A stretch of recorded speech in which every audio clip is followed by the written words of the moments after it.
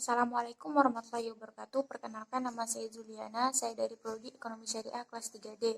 Di sini saya akan menyampaikan ulang materi dari pertemuan ke-9 sampai dengan terakhir karena ini menyangkut tugas akhir. Karena ini sebagai tugas akhir dari mata kuliah fikih ibadah di semester ini. Pertama saya akan menjelaskan materi ke-9 tentang sholat malam, yaitu qiyamul lail. Nah, kebanyakan orang menilai sholat malam atau qiyamul lail adalah sama dengan tahajud, padahal keduanya berbeda. Tetapi tahajud ialah bagian dari qiyamul lail, sedangkan qiyamul lail itu merupakan ibadah yang ditunaikan di malam hari dan di dalamnya ada sholat, membaca Al-Quran, dan ibadah lainnya. Jadi qiyamul lail itu tidak terbatas pada sholat apa saja, melainkan lebih kepada menyibukkan diri dengan ibadah di waktu malam. Sedangkan sholat tahajud merupakan bagian dari qiyamul lail kan. Dia dilakukan setelah di malam hari setelah kita tidur. Jadi syaratnya tuh kita harus tidur dulu baru sholat tahajud.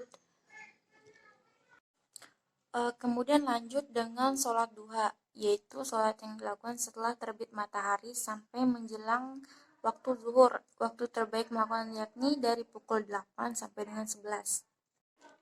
Kemudian lanjut materi ke-10, yaitu sholat jenazah. Sholat jenazah hukumnya fardu kifayah, artinya kewajiban muslim akan gugur jika ada yang melaksanakannya di suatu tempat. Namun, muslim tetap dianjurkan untuk tetap melaksanakan sholat jenazah jika mengetahui saudara atau tetangganya meninggal dunia, sebab sudah menjadi hak setiap muslim untuk menjenguk orang sakit, bertakziah ketika ada orang meninggal, menyolati jenazah, dan ikut mengantar jenazah ke pemakaman. Kemudian lanjut ke materi ke-11, yaitu tentang puasa. Puasa termasuk dalam rukun Islam di mana semua muslim wajib dianjurkan untuk melakukannya. Seperti sholat ada hukum puasa yang wajib dan sunnah. Sebentar lagi kita akan melaksanakan puasa di bulan Ramadan. Maka ibadah puasa wajib dilakukan pada bulan tersebut. Selain puasa Ramadan, ada beberapa puasa lain yang hukumnya wajib, yaitu puasa qada, puasa kafarat, dan puasa nazar. Di samping yang puasa wajib, terdapat 9 puasa sunnah bagi muslim. Mulai dari puasa Asyura 10 Muharram hingga puasa Ayyamul Bid. Macam-macam puasa sunnah. Yang pertama puasa Asyura, puasa Tasu'a, kemudian puasa Senin Kamis, puasa Daud, puasa Syawal, puasa di bulan Zulhijjah, kemudian di bulan Sya'ban, puasa Arafah, dan yang terakhir Ayyamul Bid, yaitu dilakukan pada 3 hari di setiap pertengahan bulan, yaitu 13, 14, dan 15 Hijriah.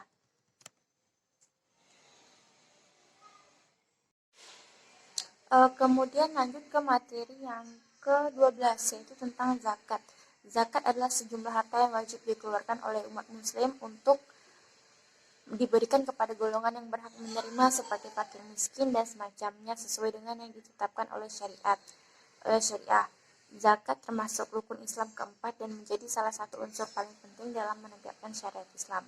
Oleh karena itu, hukum zakat adalah wajib bagi setiap muslim yang telah memenuhi syarat tertentu.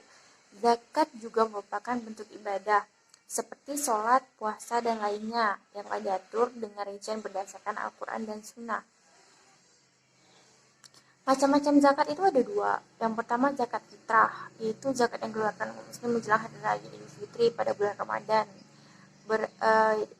Zakat fitrah yang dibayar setara dengan 3,5 liter atau 2,5 kilo makanan pokok dari daerah yang bersangkutan. Kemudian zakat mal, itu zakat harta dari penghasilan seperti hasil tani, pertambangan, hasil laut, hasil perniagaan, hasil ternak, harta temuan, emas, dan perak. Masing-masing jenis penghasilan memiliki perhitungannya sendiri.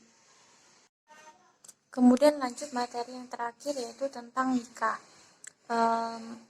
Menurut dalam pengertian fikih, nikah adalah akad yang mengandung kebolehan melakukan hubungan suami istri dengan lafal kawin atau nikah. Sedangkan menurut kompilasi hukum Islam, perkawinan adalah akad yang kuat atau mistakon qalidon untuk menaati perintah Allah dan melaksanakannya adalah ibadah. Tujuan dari pernikahan dalam Islam adalah membangun keluarga sakinah, mawaddah, dan warahmah. Syarat pernikahan dalam Islam terjadi bila mana syarat-syarat ini bisa terpenuhi. Pertama, wanita yang akan dinikahi adalah halal baginya dan bukan haram untuk sementara maupun selamanya. Akad harus dihadiri oleh minimal 2 orang saksi di mana mereka harus balik dan berakal dan mendengar ucapan ijab kabul secara jelas.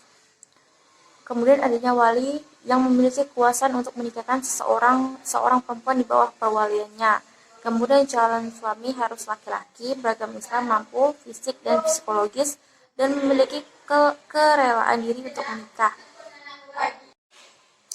Sekian penjelasan dari saya, kurang dan lebihnya saya mohon maaf.